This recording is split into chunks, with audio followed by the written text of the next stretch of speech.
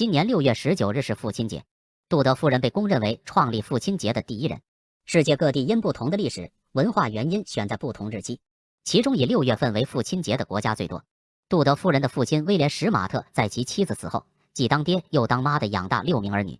1909年，史马特先生辞世。杜德夫人与教会瑞马士牧师分享他父亲在养育儿女过程中所付出的爱心，牧师支持杜德夫人推动设立父亲节的努力。他还写信向市长与州长，回答是肯定的。于是华盛顿州便在1910年6月19日举行了第一次的父亲节聚会。在美国有3个总统支持创立父亲节。1924年，美国总统凯文·柯立芝支持父亲节成为全美节日。